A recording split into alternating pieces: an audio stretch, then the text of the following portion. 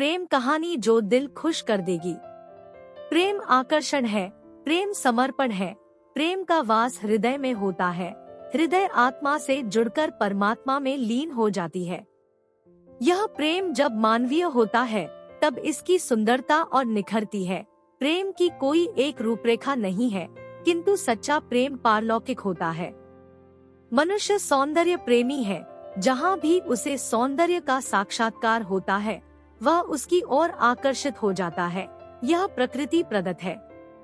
रितेश फौज में एक जवान के नाते तैनात है। 2 सप्ताह की छुट्टी मिलने पर वह अपने घर लौट रहा था। रास्ते में ट्रेन एक स्टेशन पर आधे घंटे के लिए किसी कारणवश रुक जाती है। रितेश प्लेटफॉर्म पर उतरकर खड़े होते हैं। तभी उनके पास कुछ युवतियां आपस में हंसी मजाक करते हुए एक दूसरे की खिंचाई कर रही थी। हंसी और मजाक के इस संवाद को कोई भी व्यक्ति सुने तो मुस्कुराए बिना नहीं रह सकता था। रितेश भी उनकी बातों पर मुस्कुरा रहा था। तभी युवतियों के ग्रुप में एक लड़की ने रितेश की ओर देखा और असहज महसूस करते हुए शर्माते हुए वहां से सभी को खींच कर ले जाती है। अब तो उस लड़की का भी मजाक ग्रुप में बनने लगता है। सभी सहेली को एक और हंसी का माध्यम मिल गया था। इस घटना को रितेश ने एक रोचक ढंग से देखा। साचर्य उसे आभास हुआ कि उसका हृदय सामान्य गति से अधिक धड़क रहा है। लगता है युवती की शर्म हया और उसका घबराना मस्तिष्क से बाहर नहीं निकल रहा है। रितेश पूरे रास्ते उन युवतियों के हंसने, बोलने और उनके अंदाज सभी को एक एक पल, एक एक क्षण जी रहा था और उससे भी अधिक उस युवती को नहीं भूल पा रहा था जो घबराते हुए सभी सखियों को ले गई थी। रितेश घर तो पहुंच गया, किंतु उसका दिल अभी भी उस प्लेटफॉर्म पर लगा हुआ था। मन मस्तिष्क यही कहता था, कब उड़कर उसी प्लेटफॉर्म पर पहुंच जाऊं और उस दृश्य को फिर अपने आँखों से देखूं। किंतु अब वहां कौन मिलेगा। रितेश बहुत दिनों बाद अपने घर आया, किंतु पहले के मुकाबले वह इस बार अधिक खुश नहीं था। रात को विश्राम करते समय रितेश करवट बदलता रहा, किंतु वह सारी घटना और वह हंसी ठिठोली, वह मुखड़ा आंखों से ओझल होने का नाम नहीं ले रहा था। पूरी रात इसी प्रकार करवट बदलते निकल गई, किंतु नींद अभी भी नहीं थी। अब रितेश का हृदय उस युवती के साथ हो गया था। अब उस युवती के बिना कहीं मन लगना मुश्किल था। आखिर उस अजनबी तरुणी नव युवती को ढूंढा कैसे जाए और क्या पता वह कहाँ रहती है। तरह तरह के ख्याल रितेश के मन में आते और उस नव युवती से मिलने के ताने बाने बुनने लगते, किंतु यह असंभव सा कार्य था। जो व्यक्ति प्रेम के वशीभूत हो जाता है वह फिर इस जग से बेगाना हो जाता है। तरह तरह के ख्याल मन में आते रहते, किंतु अंत में यही निकलता, आखिर उसको ढूंढा कैसे जाए, कहाँ मिलेगी। 2 दिन हो गए रितेश के मन से वह दृश्य और चेहरा ओझल नहीं हो रहा था। रितेश घर के काम से बाजार निकले। वहां उन्हें घर के लिए कुछ आवश्यक सामान लेना था और एक व्यक्ति से मुलाकात करना था। रितेश सारा सामान लेकर उस व्यक्ति से मिलने पहुंचे, किंतु व्यक्ति को आने में समय था। इसलिए रितेश पेड़ के नीचे एक चबूतरे पर बैठ गए जो बाजार के बीचों बीच था। चबूतरे के पीछे प्राचीन शिव मंदिर था और कुछ दूर पर एक बड़ा सा गिरिजाघर भी था। रितेश को चबूतरे पर बैठे 15 मिनट हुए होंगे। तभी वही चेहरा, वही हंसी, वही बोली, वही अदाएं लिए वह मूर्ति साक्षात रूप में चलती हुई सामने से आती दिखाई दी। रितेश सोच में पड़ गया, कहीं यह मेरा स्वप्न तो नहीं। किंतु कुछ क्षण बाद उसका यह भ्रम दूर हो गया।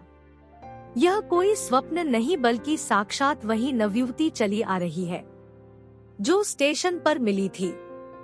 बस क्या था, वह नवयुवती जैसे ही रितेश के सामने से गुजरी, अकस्मात नवयुवती नई निगाहें रितेश को पहचानी और फिर शर्माते हुए तेज कदमों से आगे निकल गई। रितेश अब और बेचैन हो गया। और उससे मिलने की तीव्र उत्कंठा में वह अपना सारा सामान वहीं छोड़कर उस युवती के पीछे पीछे गया। किंतु कुछ ही देर बाद वह युवती भीड़ में अदृश्य हो गई। रितेश चारों तरफ ढूंढता रहा, किंतु वह युवती फिर एक बार आंखों से ओझल हो गई।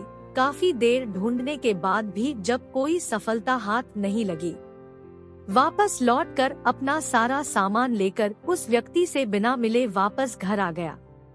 अब बेचैनी पहले से ज्यादा थी, किंतु एक उम्मीद थी कि अब उससे मिलने की संभावना और अधिक होगी। पहले जिसका अता पता भी नहीं था, अब कम से कम वह उसके इलाके के बारे में जानता तो है। रितेश को अब कोई काम रहे चाहे ना रहे, वह छोटे छोटे कामों का बहाना बनाकर बाजार पहुंच जाता और प्यासी नजरों से, उत्सुक नजरों से उसने युवती को ढूंढता रहता, किंतु नवयुवती कहीं दिखाई नहीं देती। 4-5 दिन रितेश को परेशान हुआ। बाजार में कहीं भी वह युवती नजर नहीं आई।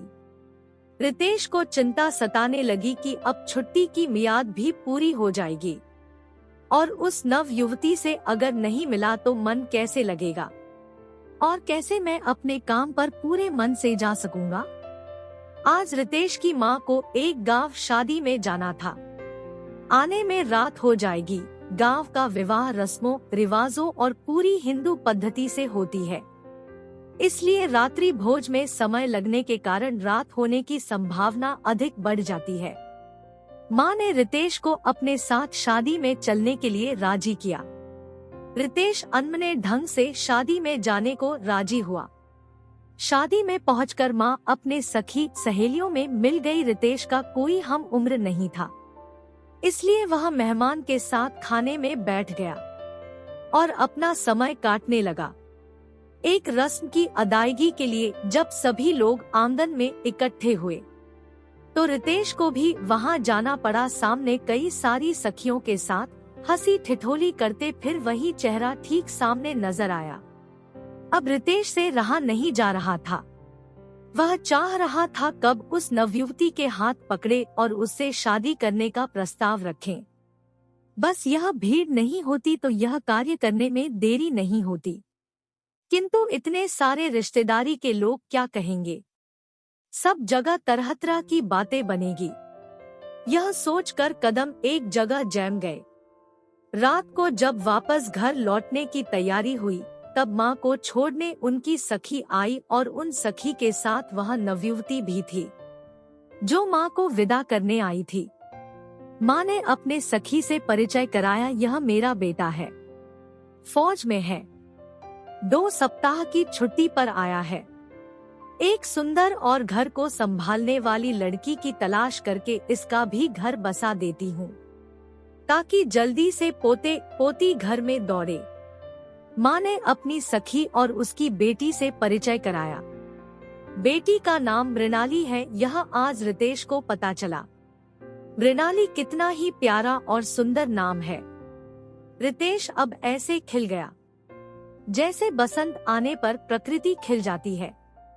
एक सुंदर और दिव्य नजारा जिस प्रकार हो जाता है उसी प्रकार रितेश का मन और शरीर झूम रहा था।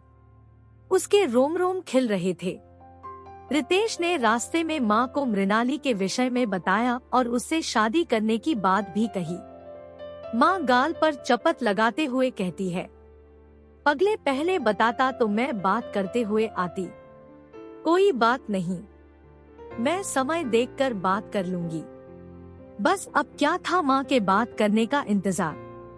माँ ने बेटे के मन और बेचैनी का कारण जान लिया था, तो अब माँ से कैसे रहा जाता। माँ और पिताजी दोनों रितेश को लेकर मृणाली के घर पहुँचे। सभी का खूब आदर सत्कार हुआ। बैठने पर मृणाली और रितेश की शादी का प्रस्ताव रखा गया। मृणाली का परिवार इस प्रस्ताव को अस्वीकार नहीं कर सका। प्रस्ताव सुनते ही उन्होंने अपनी स्वीकृति दे दी, किंतु दोनों आपस में विचार विमर्श कर ले, एक दूसरे से पूछ ले तो बात आगे बढ़ाई जाए। मृणाली की मां ने बेटी की राय जाना। मृणाली भी रितेश को मन ही मन चाहने लगी थी। उसने सहज भाव से विवाह की सहमति दे दी। दोनों परिवार में बात हो गई, दिन मुहूर्त तय करके शादी कराने की रजामंदी हो गई। अब क्या था, रितेश के खुशी का कोई ठिकाना नहीं था। अब शादी तक दोनों दिन गिनने लगे। ब्राह्मण द्वारा बताए गए शुभ मुहूर्त में दोनों का लगन तय किया गया और विवाह की सारी रस्म अदायगी की गई। सभी कार्य शांत और खुशहाल तरीके से पूरे हुए। रितेश जब अपनी नई नवेली पत्नी के समक्ष प्रस्तुत हुआ, दोनों स्टेशन के अनुभूति और अनुभव को साझा करके मंद मंद मुस्कुरा रहे थे।